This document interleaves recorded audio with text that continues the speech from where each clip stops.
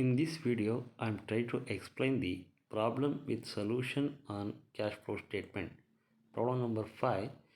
The following balance sheets are given: assets 2008 2009, fixed assets 4 lakh 3 lakh 20,000, investment 50,000 60,000, stock 2 lakh 40,000 2 lakh 10,000, debtors 2 lakh 10,000 4 lakh 55,000, bank 1 lakh 49,000 1 lakh 97,000.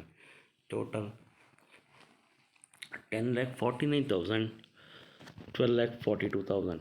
Liabilities: share capital 4 lakh 50,000 4 lakh 50,000, general reserve 3 lakh 3 lakh 10,000, profit and loss account 56,000 68,000, creditors 1 lakh 68,000 1 lakh 34,000, provision for taxation 75,000 10,000, loan short term, first column nil, second column 2 lakh 70,000, liabilities total, first column 10 lakh 49,000, second column 12 lakh 42,000. It is also given that the first adjustment is investment costing rupees 8,000 was sold during the year 2009 for rupees 8,500.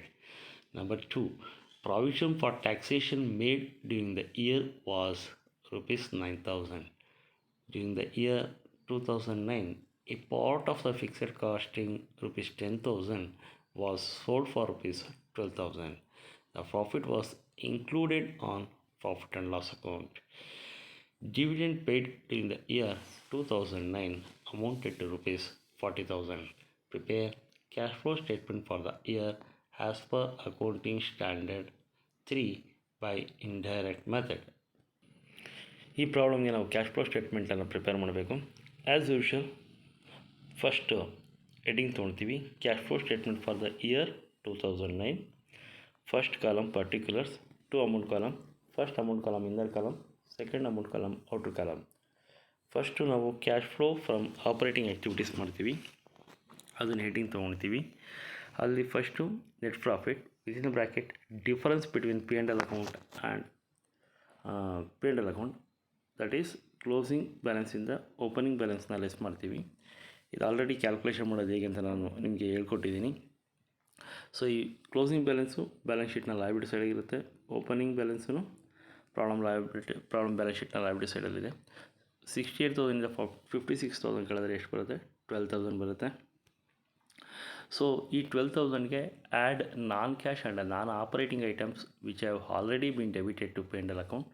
ಈ ನಾನ್ cash and non operating ಐಟಮ್ಸ್ already debit ಮಾಡಿರ್ತೀವಿ P and L ಅಕೌಂಟ್ಗೆ, ಅದನ್ನು ನಾವು add up ಮಾಡಬೇಕಾಗತ್ತೆ. First transfer to general reserve ಇದೆ. So general reserve closing balance 3,10,000 ಇದೆ, ಓಪನಿಂಗ್ ಬ್ಯಾಲೆನ್ಸ್ 3 ಲ್ಯಾಕ್ ಇದೆ. 3,10,000 3 ಲ್ಯಾಕ್ ಕಳೆದರೆ 10,000 ಬರುತ್ತೆ. ಇನ್ನು ಎರಡನೇದು ಡಿಪ್ರಿಸಿಯೇಷನ್ ಆಫ್ ಫಿಕ್ಸಡ್ ಅಸೆಟ್ಸ್ ಅಂತ ಹೇಳಿದ್ದಾರೆ. ಈ ಡಿಪ್ರಿಸಿಯೇಷನ್ ಆಫ್ ಫಿಕ್ಸಡ್ ಅಸೆಟ್ಸ್ 70,000 ಹೇಗೆ ಬಂದಿದೆ ಅನ್ನೋದನ್ನ ಮೊದಲು ನಾವು ಲೆಡ್ಜರ್ ಅಕೌಂಟ್ ಪ್ರಿಪೇರ್ ಮಾಡೋದ್ರಿಂದ ನಾವು ತಿಳ್ಕೊಳ್ಳೋಣ. ಹಾಗಾದರೆ ಫಿಕ್ಸಡ್ ಅಸೆಟ್ಸ್ ಅಕೌಂಟ್ ಒಂದು ಓಪನ್ ಮಾಡೋಣ. First fixed assets account open ಮಾಡಬೇಕಾದ್ರೆ ಫಿಕ್ಸಡ್ ಅಸೆಟ್ಸ್ ಅಂದರೆ ಅದು ಅಸೆಟ್ ಆಗಿ ಫಿಕ್ಸಡ್ ಅಸೆಟ್ಸ್. ಸೊ ಓಪನಿಂಗ್ ಬ್ಯಾಲೆನ್ಸನ್ನು ಡೆಬಿಟ್ ಮಾಡ್ತೀವಿ, ಕ್ಲೋಸಿಂಗ್ ಬ್ಯಾಲೆನ್ಸನ್ನು ಕ್ರೆಡಿಟ್ ಮಾಡ್ತೇವೆ. ಸೊ ಓಪನಿಂಗ್ ಬ್ಯಾಲೆನ್ಸ್ 4 ಲ್ಯಾಕ್ ಇದೆ, ಕ್ಲೋಸಿಂಗ್ ಬ್ಯಾಲೆನ್ಸ್ 3,20,000 ಇದೆ. ಸೊ ಅಪಾರ್ಟ್ ಫ್ರಮ್ ದ್ಯಾಟ್ ಅದ್ರ ಜೊತೆಗೆ ಏನಿದೆ ನೆಕ್ಸ್ಟು ಅಡ್ಜಸ್ಟ್ಮೆಂಟ್ ನೋಡೋಣ. ಫಸ್ಟ್ ಅದನ್ನು ಟ್ರಾನ್ಸ್ಫರ್ ಮಾಡೋಣ. ಸೊ ಅದಾದಮೇಲೆ adjustment number 3. During the year 2009 a part of the fixed costing rupees 10,000 was sold for rupees 12,000. So part of the fixed costing 10,000, ಒಂದು part of fixed cost ಎಷ್ಟು? ಅದರ cost ಅದರ ಬೆಲೆ 10,000 ರೂಪಾಯಿ. 10,000 ರೂಪಾಯಿ ಎಷ್ಟಕ್ಕೆ ಸೇಲ್ ಮಾಡಿದ್ವಿ? 12,000 ರೂಪಾಯಿಗೆ ಸೇಲ್ ಮಾಡಿದ್ವಿ. ಹಾಗಾದರೆ 10,000 ರೂಪಾಯಿದು 12,000 ರೂಪಾಯಿಗೆ ಸೇಲ್ ಮಾಡಿದ್ದೀವಿ ಅಂದರೆ 12,000 ಮೈನಸ್ 10,000 2,000 ಏನಾಯ್ತು? ನಮಗೆ ಪ್ರಾಫಿಟ್ ಆಯಿತು. ಇದು ಎಂಥ profit? Profit on sale of fixed assets. 10,000 ರೂಪಾಯಿ ಬೆಲೆ ಬಾಳುವಂಥ ಫಿಕ್ಸಡ್ ಕಾಸ್ಟನ್ನು ಎಷ್ಟಕ್ಕೆ ಮಾರಿದ್ವಿ? 12,000 ರೂಪಾಯಿಗೆ ಮಾರಾಟ ಮಾಡಿದ್ವಿ. 12,000 ಮೈನಸ್ 10,000 ಏನಾಯಿತು? 2,000 profit on sale of fixed ಆಯಿತು. ಹಾಗಾದರೆ ನಾವು ಎಷ್ಟಕ್ಕೆ ಸೇಲ್ ಮಾಡಿದ್ವಿ? 12,000. ಹಾಗಾದರೆ ಮಿಷಿನ್ ಫಿಕ್ಸಡ್ ಕಾಸ್ಟ್ ಎಷ್ಟಕ್ಕೆ ಸೇಲ್ ಆಯಿತು? 12,000ಗೆ ಸೇಲ್ ಆಯಿತು. ಹಾಗಾದರೆ ಇಲ್ಲಿ ಎರಡು ಕಾನ್ಸೆಪ್ಟ್ ಸಿಕ್ತು. ಒಂದು ಫಿಕ್ಸೆಡ್ ಅಸೆಟ್ ಸೇಲ್ ಆಗಿದ್ದು, ಇನ್ನೊಂದು profit on sale of fixed assets ಆಗಿತ್ತು. ಹಾಗಾದರೆ ನೆಕ್ಸ್ಟ್ ಫಿಕ್ಸೆಡ್ ಅಸೆಟ್ಸ್ಗೆ ಬನ್ನಿ. ಫಿಕ್ಸೆಡ್ ಅಸೆಟ್ಸ್ಗೆ ಬಂದರೆ ನಾವು ಸೊ ಫಿಕ್ಸೆಡ್ ಅಸೆಟ್ಸಲ್ಲಿ ಓಪನಿಂಗ್ ಬ್ಯಾಲೆನ್ಸ್ನ ಡೆಬಿಟ್ ಮಾಡಿದ್ದೀವಿ, ಕ್ಲೋಸಿಂಗ್ ಬ್ಯಾಲೆನ್ಸನ್ನು ಕ್ರೆಡಿಟ್ ಮಾಡಿದ್ದೀವಿ. ಇದು ನಮಗೆ ಗೊತ್ತಾಗಿದೆ already. So after that fixed ಅಸೆಟ್ಸನ್ನು ನಾವು ಎಷ್ಟಕ್ಕೆ ಸೇಲ್ ಮಾಡಿದ್ವಿ? 12,000ಗೆ ಸೇಲ್ ಮಾಡಿದ್ವಿ. ಸೇಲ್ ಮಾಡಿದ್ರೆ ಸೇಲ್ ಆಫ್ ಫಿಕ್ಸೆಡ್ ಅಸೆಟ್ಸ್ಗೆ ಜನರಲ್ ಎಂಟ್ರಿ ಪಾಸ್ ಮಾಡ್ತೀವಿ. Cash account data to fixed assets account. So ಎಷ್ಟಕ್ಕೆ ಸೇಲ್ ಮಾಡಿದ್ವಿ? 12,000ಗೆ ಸೇಲ್ ಮಾಡಿದ್ವಿ. ಸೊ ದೆನ್ 10,000 ರೂಪಾಯಿ ಮಿಷಿನ್ನ 10,000 ರೂಪಾಯಿ ಫಿಕ್ಸೆಡ್ ಅಸೆಟ್ಸ್ನ 12,000 ರೂಪಾಯಿಗೆ ಮಾರಾಟ ಮಾಡಿದ್ದೀವಿ ಅಂದರೆ 2,000 ಏನಾಯಿತು? ಪ್ರಾಫಿಟ್ ಆಯಿತು. ಜನರಲ್ ಎಂಟ್ರಿ ಪಾಸ್ ಮಾಡ್ತೀವಿ. Fixed assets account data to profit and loss account. So within bracket profit on sale. So ಇಷ್ಟು ನಾವು ಟ್ರಾನ್ಸ್ಫರ್ ಮಾಡಿದ್ದೀವಿ. ಸೊ ಒಂದು ಓಪನಿಂಗ್ ಬ್ಯಾಲೆನ್ಸ್ ಟ್ರಾನ್ಸ್ಫರ್ ಮಾಡಿದ್ದು ಗೊತ್ತಾಯಿತು, ಕ್ಲೋಸಿಂಗ್ ಬ್ಯಾಲೆನ್ಸ್ ಟ್ರಾನ್ಸ್ಫರ್ ಮಾಡಿದ್ದು ಗೊತ್ತಾಯಿತು, ಇನ್ನೊಂದು ಸೇಲ್ನ ಟ್ರಾನ್ಸ್ಫರ್ ಮಾಡಿದ್ದೀವಿ, ಇನ್ನೊಂದು P&L ಅಕೌಂಟ್ನ ಮಾಡಿದ್ದೀವಿ. ಇಷ್ಟಾದಮೇಲೆ ಯಾವ ಕಡೆ ಜಾಸ್ತಿ ಬರುತ್ತೆ ಅಂತ ಫಸ್ಟ್ ಟೋಟಲ್ ಮಾಡಿಕೊಡಿ. 4 lakh + 2,000 4 lakh 2,000, ಇದು 4 lakh 2,000 ಸೇಮ್ ಅಮೌಂಟ್ನ ಕ್ಯಾರಿ ಮಾಡಿದ್ವಿ. 4 lakh 2,000ಅಲ್ಲಿ 3,20,000 ಲೆಸ್ ಮಾಡಿ ಮತ್ತು 12,000 ಲೆಸ್ ಮಾಡಿ 3,32,000 ಲೆಸ್ ಮಾಡಿದ್ರೆ ಬ್ಯಾಲೆನ್ಸಿಂಗ್ ಫಿಗರ್ ಎಷ್ಟು ಬರುತ್ತೆ? 70,000 ಬರುತ್ತೆ. ಈ ಬ್ಯಾಲೆನ್ಸಿಂಗ್ ಫಿಗರ್ನ ನಾವೇನಂತ ಟ್ರೀಟ್ ಮಾಡ್ತೀವಿ? ಡಿಪ್ರಿಸಿಯೇಷನ್ ಅಂತ ಹೇಳಿ ಟ್ರೀಟ್ ಮಾಡ್ತೀವಿ. ಡಿಪ್ರಿಸಿಯೇಷನ್ನ ಎಲ್ಲಿಗೆ ಟ್ರಾನ್ಸ್ಫರ್ ಕೊಡ್ತೀವಿ? ಪ್ರಾಫಿಟ್ ಆ್ಯಂಡ್ ಲಾಸ್ ಅಕೌಂಟ್ಗೆ ಟ್ರಾನ್ಸ್ಫರ್ ಕೊಡ್ತೀವಿ. Therefore profit and loss account data to fixed assets account ಅಂತ ಹೇಳಿ ನಾವು ಟ್ರೀಟ್ ಮಾಡ್ತೀವಿ. ಹಾಗಾದರೆ 70,000 ರೂಪೀಸ್ನ non cash and non operating ಐಟಮ್ಸ್ನಲ್ಲಿ ತೊಗೊಳ್ಳೋಣ. ಎಲ್ಲಿ? ಆಪರೇಟಿಂಗ್ ಆ್ಯಕ್ಟಿವಿಟೀಸ್ನಲ್ಲಿ. Depreciation of fixed assets 70,000, transfer to general reserve 10,000, then provision for tax 9,000. So provision for tax 9,000 ಇದೆ. ಸೊ provision for tax 9,000 ಇದ್ದರೆ ಈ 9,000 ಅಡ್ಜಸ್ಟ್ಮೆಂಟಲ್ಲಿ ಕೊಟ್ಟಿದ್ದಾರೆ ಡೈರೆಕ್ಟಾಗಿ. ಎಲ್ಲಿದೆ? Second adjustment, provision for tax made during the year 9,000. Provision for tax ಅಂತ ಅವರೇ ಹೇಳಿದ್ದಾರೆ ಅಡ್ಜಸ್ಟ್ಮೆಂಟಲ್ಲಿ 9,000. ಹಾಗಾದರೆ 9,000 ಡೈರೆಕ್ಟಾಗಿ ನಾವು ಪ್ರಾವಿಷನ್ ಫಾರ್ ಟ್ಯಾಕ್ಸನ್ನು ತೊಗೊಂಡಿದ್ದೀವಿ. ಪ್ರಾವಿಷನ್ ಫಾರ್ ಟ್ಯಾಕ್ಸ್ 9,000 ತೊಗೊಂಡಿದ್ದೀವಿ. Then dividend paid 40,000. Dividend paid ಅಷ್ಟೇ ಅಡ್ಜಸ್ಟ್ಮೆಂಟಲ್ಲಿ ಕೊಟ್ಟಿದ್ದಾರೆ ಅನಿಸುತ್ತೆ. ಈ ಪ್ರಾಬ್ಲಮಲ್ಲಿ ಏನು ಪ್ರಪೋಸ್ಡ್ ಡಿವಿಡೆಂಟ್ ಇಲ್ಲ. ಪ್ರಪೋಸ್ಡ್ ಡಿವಿಡೆಂಟ್ ಇದ್ದರೆ ಡಿವಿಡೆಂಟ್ನ ನೋಡಬೇಕಾಗಿತ್ತು, ಆದರೆ ಅದು ಡಿವಿಡೆಂಟ್ ಪ್ರಾವಿಷನ್ ಎಷ್ಟಿದೆ ಅಂತ ಕಂಡುಹಿಡಬೇಕಾಗುತ್ತೆ. ಸೊ ಇಲ್ಲಿ ನಮಗೇನು ಪ್ರಪೋಸ್ಡ್ ಡಿವಿಡೆಂಟ್ ಇಲ್ಲ. So dividend paid 40,000. ಫಸ್ಟ್ಗೆ ಟ್ರಾನ್ಸ್ಫರ್ ಟು ಜನರಲ್ ರಿಸರ್ವ್ 10,000 ಬಂತು. ಅದು ಹೇಗೆ ಬಂತು ಅಂತ ಗೊತ್ತಿದೆ ಆಯಿತು. ಡಿಪ್ರಿಸಿಯೇಷನ್ ಆಫ್ ಫಿಕ್ಸ್ಡ್ ಅಸೆಟ್ಸ್ ಹೇಗೆ ಬಂತು ಅಂತ ಗೊತ್ತಾಯಿತು. ಪ್ರಾವಿಷನ್ ಫಾರ್ ಟ್ಯಾಕ್ಸ್ ಅಡ್ಜಸ್ಟ್ಮೆಂಟಲ್ಲಿ ಕೊಟ್ಟಿದ್ದಾರೆ 9,000 ತೊಗೊಂಡಿದ್ವಿ. Dividend paid 40,000 ತೊಗೊಂಡಿದ್ವಿ. ಇಷ್ಟು ಟೋಟಲ್ ಮಾಡ್ಕೊಂಡ್ರೆ 1,29,000 ಬರುತ್ತೆ. 12,000ಗೆ 1,29,000 ಆ್ಯಡ್ ಮಾಡಿದ್ರೆ ಎಷ್ಟು ಬರುತ್ತೆ? 1,41,000 ಬರುತ್ತೆ. ಸೊ ಇಷ್ಟಾದಮೇಲೆ next less non cash and non operating items which have already been credited to P&L account. P&L ಅಕೌಂಟ್ಗೆ ಆಲ್ರೆಡಿ ಯಾವುದಾದ್ರೂ ನಾನ್ ಕ್ಯಾಶ್ ಮತ್ತು ನಾನ್ ಆಪರೇಟಿಂಗ್ ಐಟಮ್ಸ್ ಏನಾದರೂ ಕ್ರಿಯೇಟ್ ಮಾಡಿದರೆ ಅವನ್ನೇನು ಮಾಡಬೇಕಾಗುತ್ತೆ? ಈಗ ಲೆಸ್ ಮಾಡಬೇಕಾಗುತ್ತೆ. ಈ ಪ್ರಾಬ್ಲಮಲ್ಲಿ ಎರಡು ಬರುತ್ತೆ. ಯಾವುದ್ಯಾವ್ದು ಬರುತ್ತೆ ಅಂದರೆ, ಒಂದು ಇನ್ವೆಸ್ಟ್ಮೆಂಟ್ ಬರುತ್ತೆ, ಇನ್ನೊಂದು ಫಿಕ್ಸ್ಡ್ ಅಸೆಟ್ಸ್ ಬರುತ್ತೆ. ಇಲ್ಲಿ profit on sale of fixed assets ನಮ್ಗೆ ಆಲ್ರೆಡಿ ಕ್ಯಾಲ್ಕುಲೇಷನ್ ಮಾಡೋದು ಹೇಗೆ ಅಂತ ಗೊತ್ತಾಯಿತು. ಹಾಗಾದರೆ profit on sale of fixed assets ಎಷ್ಟು ಬಂತು? ಇಲ್ಲಿ 2,000 ರೂಪೀಸ್ ಬಂತು. ಹಾಗಾದರೆ profit on sale of investment 500 ಬಂತು. ಇದು 500 ಹೇಗೆ ಬಂದಿದೆ ಚೆಕ್ ಮಾಡಿಬಿಡೋಣ. ಸೊ ಫಸ್ಟ್ ಇಲ್ಲಿ ಅಡ್ಜಸ್ಟ್ಮೆಂಟಲ್ಲಿ ಕ್ಲಿಯರಾಗಿ ಹೇಳಿದ್ದೇನೆ. Investment costing rupees was 8,000 was sold during the year 2009 for rupees 8,500. ಆದರೆ ಇನ್ವೆಸ್ಟ್ಮೆಂಟ್ ಕಾಸ್ಟು 8,000 ರೂಪಾಯಿ ಇರೋದು 8,500 ರೂಪಾಯಿಗೆ ಸೇಲ್ ಮಾಡಿದ್ವಿ. 8,500 ಇಂಟು 8,500 ಏನಾಯ್ತು? ನಮಗೆ ಪ್ರಾಫಿಟ್ ಆಯಿತು. ಇನ್ವೆಸ್ಟ್ಮೆಂಟ್ ಕಾಸ್ಟು 8,000 ಇರೋದನ್ನ ಎಷ್ಟಕ್ಕೆ ಸೇಲ್ ಮಾಡಿದ್ವಿ? 8,500ಗೆ ಸೇಲ್ ಮಾಡಿದ್ವಿ. ಹಾಗಾದರೆ 500 ಏನಾಯಿತು? ಪ್ರಾಫಿಟ್ ಆಯಿತು. ಸೊ ಇದನ್ನು ತುಂಬ ಚೆನ್ನಾಗಿ ನಾವು ಇನ್ವೆಸ್ಟ್ಮೆಂಟ್ ಅಕೌಂಟಲ್ಲಿ ನಾವು ಎಕ್ಸ್ಪ್ಲೇನ್ ಮಾಡಿರ್ತೀವಿ. ಸೊ ಇನ್ವೆಸ್ಟ್ಮೆಂಟ್ ಅಕೌಂಟಿಗೆ ಬಂದರೆ, ಸೊ ಫಸ್ಟು ಇನ್ವೆಸ್ಟ್ಮೆಂಟ್ ಅಕೌಂಟಲ್ಲಿ ಏನು ಮಾಡ್ತೀವಿ ಅಂದರೆ, ಇನ್ವೆಸ್ಟ್ಮೆಂಟ್ ಅನ್ನೋದು ಅಸೆಟ್ಟು ಫಸ್ಟ್ ಓಪನಿಂಗ್ ಬ್ಯಾಲೆನ್ಸ್ನ ಡೆಬಿಟ್ ಮಾಡಿದ್ದೀವಿ, ಕ್ಲೋಸಿಂಗ್ ಬ್ಯಾಲೆನ್ಸನ್ನು ಕ್ರೆಡಿಟ್ ಮಾಡಿದ್ದೀವಿ. ಸೊ 8,000 ರೂಪೀಸ್ ಇನ್ವೆಸ್ಟ್ಮೆಂಟನ್ನು 8,500ಗೆ ಸೇಲ್ ಮಾಡಿದ್ದೀವಿ. ಸೇಲ್ ಆಫ್ ಇನ್ವೆಸ್ಟ್ಮೆಂಟ್ ಎಷ್ಟಕ್ಕೆ ಸೇಲ್ ಮಾಡಿದ್ವಿ? 8500ಗೆ. ಎಂಟ್ರಿ ಪಾಸ್ ಮಾಡ್ತೀವಿ cash account data to investment account, cash account data to investment account. So ಈಗ ಇನ್ವೆಸ್ಟ್ಮೆಂಟ್ ಅಕೌಂಟ್ನ ಸೇಲ್ ಮಾಡಿದ್ದೀವಿ. ಹಾಗಾದರೆ 8000 8,500 ಸೇಲ್ ಮಾಡಿದ್ದೀವಿ ಅಂದರೆ ಪ್ರಾಫಿಟ್ ಬಂತು. ಆ ಪ್ರಾಫಿಟ್ಗೆ ಎಲ್ಲಿಗೆ ಟ್ರಾನ್ಸ್ಫರ್ ಕೊಡ್ತೀವಿ? P&L ಅಕೌಂಟ್ಗೆ ಟ್ರಾನ್ಸ್ಫರ್ ಕೊಡ್ತೀವಿ. Investment account data to profit and loss account 500. So ಒಂದು ಓಪನಿಂಗ್ ಬ್ಯಾಲೆನ್ಸ್ನ ಡೆಬಿಟ್ ಮಾಡಿದ್ವಿ, ಎರಡನೇದು ಕ್ಲೋಸಿಂಗ್ ಬ್ಯಾಲೆನ್ಸ್ನ ಡೆಬಿಟ್ ಮಾಡಿದ್ವಿ, ಮೂರನೇದು ಸೇಲ್ ಆಫ್ ಇನ್ವೆಸ್ಟ್ಮೆಂಟನ್ನು ಕ್ರೆಡಿಟ್ ಮಾಡಿದ್ದೀವಿ. Then profit on sale of investment 500ನ ಡೆಬಿಟ್ ಮಾಡಿದ್ದೀವಿ. ಸೊ ಇಷ್ಟು ಆದಮೇಲೆ ಯಾವ ಕಡೆ ಜಾಸ್ತಿ ಬರುತ್ತೆ ಅಂತ ನೋಡ್ಕೊಳ್ಳೋಣ. ಸೊ ಕ್ರೆಡಿಟ್ ಸೈಡ್ ನೋಡಿ 60,000 ಪ್ಲಸ್ 8,500 68,500 ಬರುತ್ತೆ.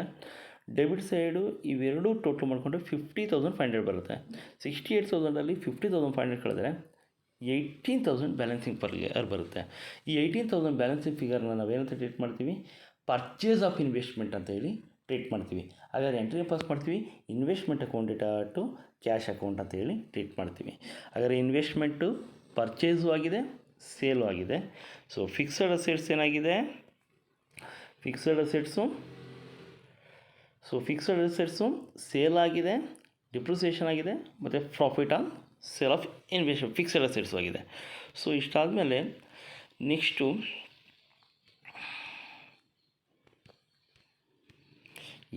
Profit on sale of investment 500 ತೊಗೊಂಡಿದ್ದೀವಿ. Profit on sale of fixed assets 2,000 ತೊಗೊಂಡಿದ್ದೀವಿ. ಎರಡು ಟೋಟಲ್ ಮಾಡ್ಕೊಂಡು 2,500ನ ಲೆಸ್ ಮಾಡ್ಕೊಳ್ಳೋಣ.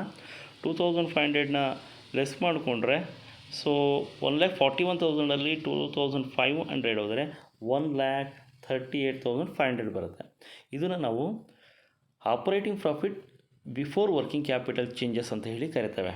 ಇದಕ್ಕೆ ನಾವು add increase in current liabilities and decrease in current ಅಸೆಟ್ಸನ್ನು ಆ್ಯಡಪ್ ಮಾಡ್ತೀವಿ. ಇಲ್ಲಿ ಡಿಕ್ರೀಸ್ ಇನ್ ಸ್ಟಾಕ್ ಇದೆ, ಸ್ಟಾಕ್ ಅನ್ನೋದು ಕರೆಂಟ್ ಅಸೆಟ್ಸ್ ಡಿಕ್ರೀಸ್ ಆಗಿದೆ. ಸೊ ನಿಮ್ಗೆ ಆಲ್ರೆಡಿ ಇದನ್ನು ಕ್ಯಾಲ್ಕುಲೇಷನ್ ಮಾಡೋದು ಹೇಗೆ ಅಂತ ಹೇಳ್ಕೊಟ್ಟಿದ್ದೀನಿ.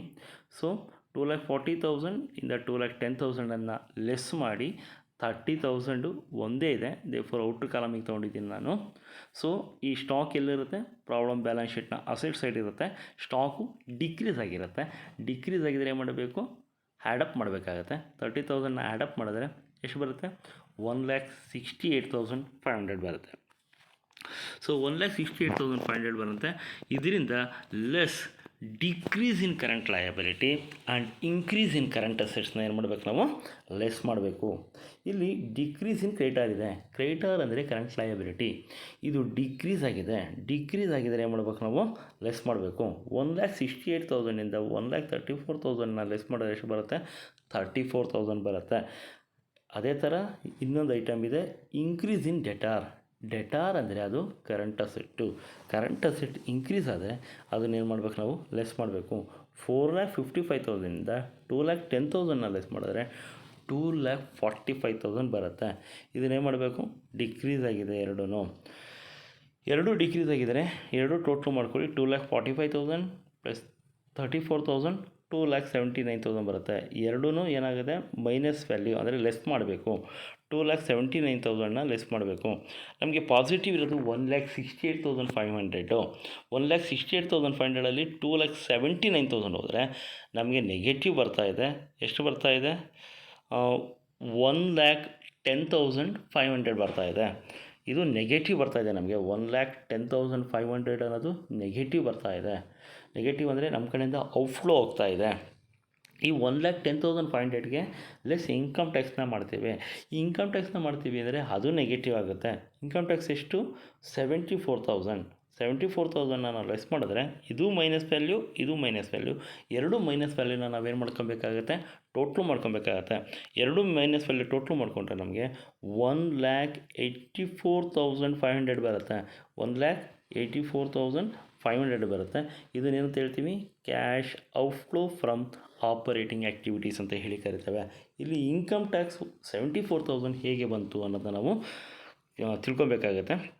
ಹಾಗಾದರೆ ನಾವು ಪ್ರಾವಿಷನ್ ಫಾರ್ ಟ್ಯಾಕ್ಸೇಷನ್ ಅಕೌಂಟ್ನ ಪ್ರಿಪೇರ್ ಮಾಡೋಣ. Provision for taxation problem balance ಶೀಟ್ನ ಲಯಬಿಲಿಟಿ ಸೈಡಲ್ಲಿ ಕೊಟ್ಟಿದ್ದಾರೆ. ಪ್ರಾವಿಷನ್ ಫಾರ್ ಟ್ಯಾಕ್ಸೇಷನ್ನ ಎಷ್ಟು ಕೊಟ್ಟಿದ್ದಾರೆ? ಪ್ರಾವಿಷನ್ ಫಾರ್ ಟ್ಯಾಕ್ಸೇಷನ್ನು ಓಪನಿಂಗ್ 75,000 ಇದೆ, ಕ್ಲೋಸಿಂಗ್ 10,000 ಇದೆ. ಇದ್ರ ಜೊತೆಗೆ ಇದ್ರ ಜೊತೆಗೆ ಅಡ್ಜಸ್ಟ್ಮೆಂಟ್ ಇದೆ. ಅಡ್ಜಸ್ಟ್ಮೆಂಟ್ ಏನು ಕೊಟ್ಟಿದ್ದಾರೆ, provision for taxation made during the year. Provision ಕೊಟ್ಟಿದ್ದಾರೆ, ಎಷ್ಟು ಕೊಟ್ಟಿದ್ದಾರೆ, ಅದು 9,000 ಕೊಟ್ಟಿದ್ದಾರೆ. ಸೊ ಆಫ್ಟರ್ ದಟ್ ನಾವೇನು ಮಾಡಬೇಕು, ಪ್ರಾವಿಷನ್ ಫಾರ್ ಟ್ಯಾಕ್ಸೇಷನ್ ಅಕೌಂಟಿಗೆ ಬನ್ನಿ. ಸೊ ಪ್ರಾವಿಷನ್ ಫಾರ್ ಟ್ಯಾಕ್ಸೇಷನ್ ಅದು ಲಯಬಿಲಿಟಿ. ಹಾಗಾದರೆ first balance brought down 75,000, balance carry down 10,000. So ಇಷ್ಟಾದಮೇಲೆ ಪ್ರಾವಿಷನ್ ಕೊಟ್ಟಿದ್ದಾನೆ. Provision should be transfer to profit and loss account. So entry pass ಮಾಡ್ತೀವಿ, profit and loss account data to provision for taxation account. So provision ಅಡ್ಜಸ್ಟ್ಮೆಂಟಲ್ಲಿ ಕೊಟ್ಟಿದ್ದಾನೆ 9,000. ಇಷ್ಟಾದಮೇಲೆ credit side ಎರಡೂ ಗೊತ್ತಾಯಿತು ನಮಗೆ. ಒಂದು opening balance ಗೊತ್ತಾಯಿತು, ಎರಡನೇದು ಪ್ರಾವಿಷನ್ ಗೊತ್ತಾಯಿತು. 75,000 ಪ್ಲಸ್ 9,000 84,000 ಬಂತು. ಈ 84,000ಇಂದ ನಮಗೆ closing balance carry down, closing balance of provision for taxation ಕಳೆದ್ರೆ 84,000 ಮೈನಸ್ 10,000 ಮಾಡಿದ್ರೆ ನಮ್ಗೆ ಎಷ್ಟು ಬರುತ್ತೆ, 74,000 ಬ್ಯಾಲೆನ್ಸಿಂಗ್ ಫಿಗರ್ ಬರುತ್ತೆ. ಈ ಬ್ಯಾಲೆನ್ಸಿಂಗ್ ಫಿಗರ್ನ ನಾವು ಏನಂತ ಟ್ರೀಟ್ ಮಾಡ್ತೀವಿ, ಟ್ಯಾಕ್ಸ್ ಪೇಯ್ಡ್ ಅಂತ ಟ್ರೀಟ್ ಮಾಡ್ತೀವಿ. ಹಾಗಾದರೆ ಎಂಟ್ರಿ ಏನು ಪಾಸ್ ಮಾಡ್ತೀವಿ, tax account data to cash account ಅಂತ ಹೇಳಿ ಕರಿತೇವೆ. ಹಾಗಾದರೆ ಈ ಟ್ಯಾಕ್ಸ್ ಪೇಯ್ಡ್ 74,000ನ ನಾವೇನು ಮಾಡ್ತೀವಿ, ಡಿಡಕ್ಟ್ ಮಾಡ್ತೀವಿ. ಎಲ್ಲಿ, ಕ್ಯಾಶ್ ಫ್ರಮ್ ಆಪರೇಟಿಂಗ್ ಆ್ಯಕ್ಟಿವಿಟೀಸ್ನ ಕ್ಯಾಲ್ಕುಲೇಷನ್ ಮಾಡಬೇಕಾದ್ರೆ. ಎಸ್, ಇನ್ಕಮ್ ಟ್ಯಾಕ್ಸ್ನ 74,000 ಲೆಸ್ ಮಾಡಿದ್ರೆ ನಮಗೆ 1,84,500 ಬರುತ್ತೆ. ಇದು ಏನಾಗಿದೆ, ನೆಗೆಟಿವ್ ಆಗಿದೆ. ಹಾಗಾದರೆ ಅದನ್ನೆಂತ ಕರಿತೀವಿ, cash flow from operating activities ಅಂತ ಹೇಳಿ ಕರಿತೇವೆ. ಸೊ ಇದಾದಮೇಲೆ ನೆಕ್ಸ್ಟು ನಮ್ಮದು ಎರಡನೇದು ಯಾವುದಪ್ಪ ಅಂದರೆ cash flow from investing activities. ಈ cash flow from investing activities ಮಾಡಬೇಕಾದ್ರೆ ಇಲ್ಲಿ 3 ಐಟಮ್ ಇದೆ, 2 ಆ್ಯಡ್ ಇದೆ, 1 ಸೇಲ್ ಇದೆ. Cash flow from investment activities ಅಂತ ಫಸ್ಟ್ ತೊಗೊಂಡಿದ್ದೀವಿ. ಮೊದಲು ಸೇಲ್ ಆಫ್ ಇನ್ವೆಸ್ಟ್ಮೆಂಟ್. ನಾನು ಆಲ್ರೆಡಿ ಇನ್ವೆಸ್ಟ್ಮೆಂಟ್ ಅಕೌಂಟ್ನ ಪ್ರಿಪೇರ್ ಮಾಡಬೇಕಾದ್ರೆ ಹೇಳಿದ್ದೀನಿ. ಇನ್ವೆಸ್ಟ್ಮೆಂಟ್ ಕಾಸ್ಟ್ 8,000 ಇರೋದು 8,500 ಸೇಲ್ ಮಾಡಿದ್ದೀವಿ, 8,500. ಎರಡನೇದು ಸೇಲ್ ಆಫ್ ಫಿಕ್ಸೆಡ್ ಅಸೆಟ್ಸ್. ಫಿಕ್ಸೆಡ್ ಅಸೆಟ್ಸ್ನ ಸೇಲ್ ಮಾಡಿದ್ವಿ, ಎಷ್ಟಕ್ಕೆ ಸೇಲ್ ಮಾಡಿದ್ವಿ, 18,000. ಸೊ ಇದನ್ನು ಫಿಕ್ಸೆಡ್ ಅಸೆಟ್ಸ್ನ ಅಕೌಂಟ್ನ ಪ್ರಿಪೇರ್ ಮಾಡಬೇಕಾದ್ರೆ ಹೇಳ್ಕೊಟ್ಟಿದ್ದೀನಿ. ಮೂರನೇದು ಪರ್ಚೇಸ್ ಆಫ್ ಇನ್ವೆಸ್ಟ್ಮೆಂಟ್. ಇಲ್ಲಿ ಇನ್ವೆಸ್ಟ್ಮೆಂಟು ಬ್ಯಾಲೆನ್ಸಿಂಗ್ ಫಿಗರ್ ಬಂತು. ಸೊ ಪರ್ಚೇಸ್ ಆಫ್ ಇನ್ವೆಸ್ಟ್ಮೆಂಟ್ ಅಂದರೆ ಅದು ನೆಗೆಟಿವ್ ಆಯಿತು. ಹಾಗಾದರೆ ಅದೆಷ್ಟು, 12,000. ಹಾಗಾದರೆ ಮೊದಲು ಪಾಸಿಟಿವ್ನ ಕೂತ್ಕೊಳ್ಳಿ, 12,000 ಪ್ಲಸ್ 8,500 20,500. 20,500ಅಲ್ಲಿ ನೆಗೆಟಿವ್ ಎಷ್ಟಿದೆ, 18,000 ಇದೆ, ಅದನ್ನು ಲೆಸ್ ಮಾಡ್ಕೊಳ್ಳಿ. ಹಾಗಾದರೆ ಪಾಸಿಟಿವ್ ಎಷ್ಟು ಬರುತ್ತೆ ನಮಗೆ, 2,500 ಬರುತ್ತೆ. ಈ 2,500 ಏನು ಪಾಸಿಟಿವ್ ಬರುತ್ತೆ ಅದು ಪಾಸಿಟಿವ್ ಇದೆ. ದೇರ್ಫೋರ್ ಪಾಸಿಟಿವ್ ಇರೋದ್ರಿಂದ ನಾವೇನಂತ ಕರಿತೀವಿ, cash flow from investing activities ಅಂತ ಹೇಳಿ ಕರಿತೇವೆ. ಸೊ ಇದಾದಮೇಲೆ ನೆಕ್ಸ್ಟು ನಾವೇನು ಮಾಡ್ತೇವೆ, ಕ್ಯಾಶ್ ಫ್ಲೋ ಫ್ರಮ್ ಫೈನಾನ್ಸಿಂಗ್ ಆ್ಯಕ್ಟಿವಿಟೀಸ್ನ ಮಾಡ್ತೇವೆ. Cash flow from financing activities ಮಾಡಬೇಕಾದ್ರೆ ಇಲ್ಲಿ 2 ಐಟಮ್ ಇರೋದು, ಒಂದು ಲೋನ್ ಟೇಕನ್ನು, ಇನ್ನೊಂದು dividend paid. So loan taken ಎಲ್ಲಿದೆ, ಪ್ರಾಬ್ಲಮ್ ಬ್ಯಾಲೆನ್ಸ್ ಶೀಟ್ನಲ್ಲಿದೆ. ಲೋನ್ ಟೇಕನ್ ಬ್ಯಾಲೆನ್ಸ್ ಶೀಟಲ್ಲಿದೆ. ಲೋನ್ ಇದೆ ನೋಡಿ, ಓಪನಿಂಗ್ ಇಲ್ಲ, ಕ್ಲೋಸಿಂಗ್ ಇದೆ. ಕ್ಲೋಸಿಂಗ್ ಇದೆ ಅಂದರೆ ಲೋನ್ ಬಾರೋಡ್ ಆಗಿದೆ ಅಂತ ಅರ್ಥ. ಲೋನ್ ಬಾರೋಡ್ ಅಂದರೆ ಅದು ಇನ್ಫ್ಲೋ ಆಯಿತು. ಇನ್ನೊಂದು ಯಾವ್ದು ಹೇಳಿದ್ವಿ, ಡಿವಿಡೆಂಡ್ ಪೇಯ್ಡ್ ಅಡ್ಜಸ್ಟ್ಮೆಂಟಲ್ಲೇ ಕೊಟ್ಟಿದ್ದಾರೆ 40,000. ಸೊ ಇವೆರಡೇ ಐಟಮ್ಸ್ ಬರೋದು. ಹಾಗಾದರೆ ಡೈರೆಕ್ಟಾಗಿ ನಾವು ಕ್ಯಾಶ್ ಫ್ಲೋ ಫ್ರಮ್ ಫೈನಾನ್ಸಿಂಗ್ ಆ್ಯಕ್ಟಿವಿಟೀಸ್ಗೆ ಹೋದರೆ loan taken 2,70,000. So dividend paid 40,000. So loan taken ಅನ್ನೋದು ಇನ್ಫ್ಲೋ, ಡಿವಿಡೆಂಡ್ ಪೇಯ್ಡ್ ಅನ್ನೋದು ಔಟ್ಫ್ಲೋ. 2,70,000ಇಂದ 40,000ನ ಕಳೆದ್ರೆ 2,30,000 ಬಂತು. ಈ 2,30,000 ಏನಾಯಿತು, ಪಾಸಿಟಿವ್ ಇದೆ. ಹಾಗಾದರೆ ಇದನ್ನೇನಂತ ಕರಿತೀವಿ, cash inflow from financing activities ಅಂತ ಹೇಳಿ ಕರಿತೇವೆ. ಸೊ ಇಷ್ಟು ಆದಮೇಲೆ ನಾವು net increase in cash and cash equivalent ಬರುತ್ತೆ. ಅಂದರೆ cash inflow from operating activities, ಇದರಲ್ಲಿ cash outflow from operating activities ಬಂದಿದೆ. ಎರಡನೇದು cash inflow from investing activities ಇದೆ. ಮೂರನೇದು cash inflow from financing activities ಇದೆ. ಪಾಸಿಟಿವ್ ಇರೋದನ್ನ ಕೂಡ್ಕೊಳ್ಳಿ, ಪಾಸಿಟಿವ್ ಇರೋದನ್ನ ಕೂಡ್ಕೊಂಡು ನೆಗೆಟಿವ್ ಇರೋದನ್ನ ಲೆಸ್ ಮಾಡಿದ್ರೆ ಫೈನಲಿ ನಮಗೇನು ಬರ್ತಾ ಇದೆ ಪ್ರಾಬ್ಲಮಲ್ಲಿ, net increase in cash and cash equivalent ಎಷ್ಟು ಬಂತು, 48,000 ಬಂತು. ಅದಕ್ಕೆ add cash and cash equivalent in the beginning of the year, that is bank 1,49,000 problem balance ಶೀಟ್ನ ಅಸೆಟ್ ಸೈಡಲ್ಲಿ ಕೊಟ್ಟಿದ್ದಾನೆ, ಅದನ್ನು ಆ್ಯಡ್ ಮಾಡಿ. 1,49,000ಗೆ 48,000ನ ಆ್ಯಡ್ ಮಾಡಿದ್ರೆ cash and cash equivalent at the end of the year ಎಷ್ಟು ಬರುತ್ತೆ, 1,97,000 ಬರುತ್ತೆ. ಈ 1,97,000 ಪ್ರಾಬ್ಲಮಲ್ಲಿ ಕೊಟ್ಟಿದ್ದಾನೆ ಅಂತ ಚೆಕ್ ಮಾಡ್ಕೊಳ್ಳಿ. ಚೆಕ್ ಮಾಡಿಕೊಂಡ್ರೆ ನಿಮಗೆ ಕರೆಕ್ಟಾಗಿ ಬಂದಿದೆಯಾ ರಾಂಗ ಬಂದಿದೆ ಅಂತ ಗೊತ್ತಾಗುತ್ತೆ. ಎಸ್ ನೋಡಿ, 1 ಲ್ಯಾಕ್ ಓಪನಿಂಗ್ ಎಷ್ಟಿದೆ, 1,49,000 ಇದೆ, ಕ್ಲೋಸಿಂಗ್ 1,97,000 ಇದೆ. ಸೊ ನಮಗೆ ಎಷ್ಟು ಬಂತು ಕ್ಲೋಸಿಂಗು, 1,97,000 ಬಂದಿದೆ. ಎಸ್ 1,97,000 ಬಂದಿದೆ. 1,49,000 ಆ್ಯಡ್ ಮಾಡಿದ್ವಿ. Net increase and cash equivalent ಎಷ್ಟಿದೆ, 48,000. ಸೊ ಸೇಮ್ ಆನ್ಸರೇ ಬಂದಿದೆ. ಸೇಮ್ ಆನ್ಸರೇ ಬಂದರೆ ನಾವು ಪ್ರಾಬ್ಲಮ್ ಮಾಡಿರೋದು ಕರೆಕ್ಟ್ ಅಂತ ಗೊತ್ತಾಗುತ್ತೆ. So thank you for watching this video.